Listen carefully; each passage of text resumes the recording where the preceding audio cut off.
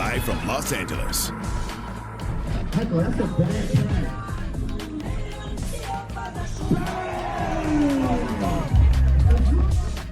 Luka's having some fun this summer. Hey, coming up here on NBA Today, ESPN's new power rankings. They were just released. Wait until you see who's ahead of Luka and the Lakers. And tonight, it's the first rematch of the W Finals. Here are exclusive interviews with Nafisa and Sabrina ahead of what is sure to be one of the best games of the season. Also, Shams is standing by with the very latest out of Golden State. Why hasn't Jonathan Kuminga signed a deal yet? We have all the details. NBA Today starts right now.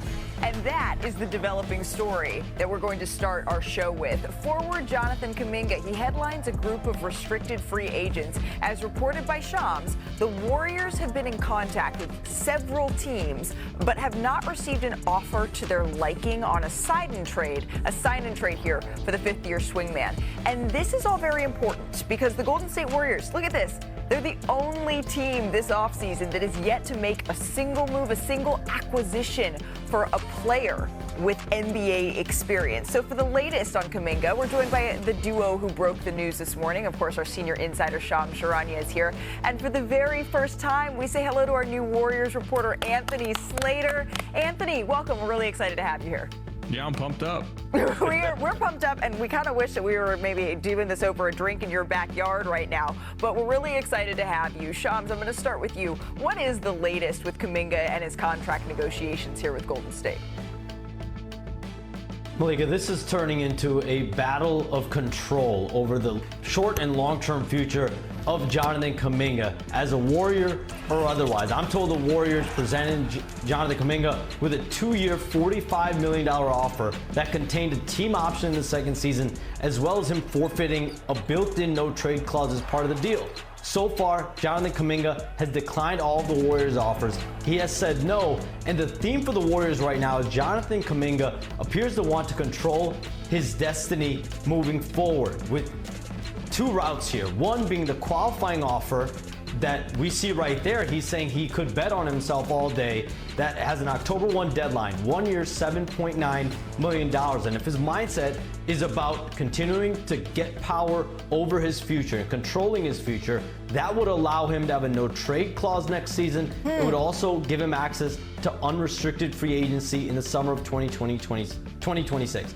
The other route for Jonathan Kuminga is sign-in trades. The Phoenix Suns and Sacramento Kings have both had interest in him, have given him offers up to about 4 years, $90 million, have given him a player option as well, have also promised him a starting role, guaranteed minutes, and control over his future with that player option.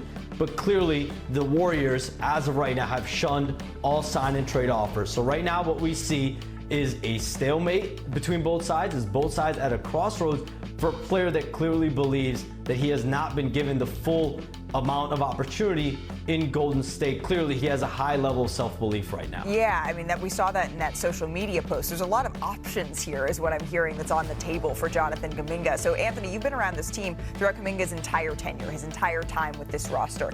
Do the Warriors, because I hear confidence coming from Kuminga, do the Warriors feel confident that they will eventually reach a deal here? Yeah, for sure. They've been pretty firm in the last few days saying, there's a reason why it's called restricted free agency and not unrestricted free agency.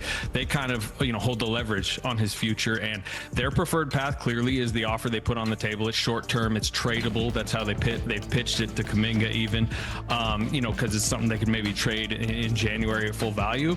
But they say regardless, their stance is that as of right now, they're shutting down sign and trade talks. They found nothing appealing there.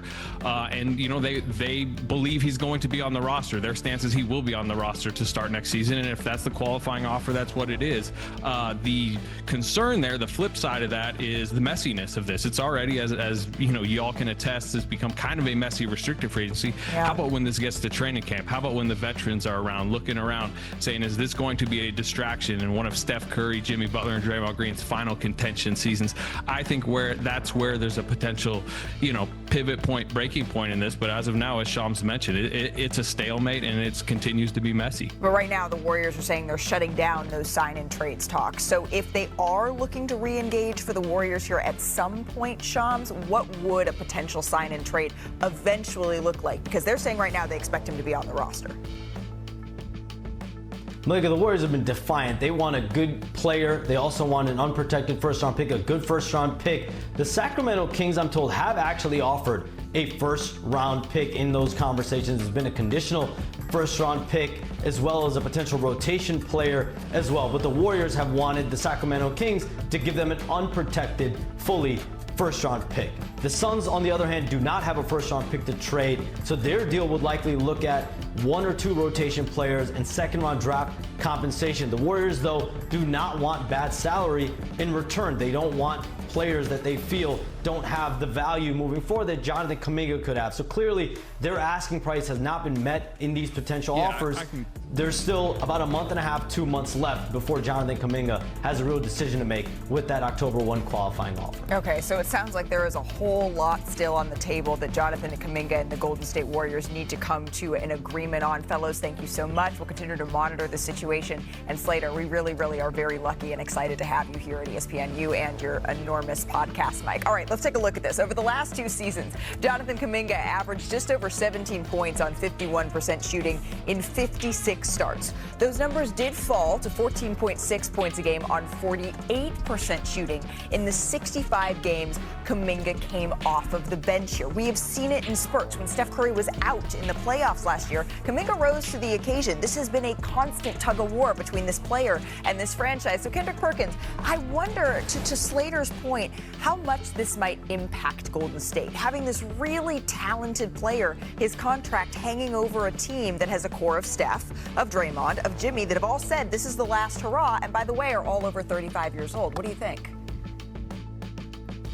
It's a bad look. It's a bad look on the Warriors, in my opinion, Malika. One, because, you know, I get it with the information that Jonathan Kuminga is saying he's going to bet on himself, but it's hard to walk into a locker room and bet on yourself when a coach has shown you time and time again that at any given time he could pull you out of the rotation. That's number one. Number two, why not let this man go be great, and why are you holding him hostage and from going to another team and assign a trade if it's the Phoenix Suns or the Sacramento Kings that have up to $90 million on them? Yes, you want great value back for him, but while he's in your organization, you're not valuing him as if he's that type of player.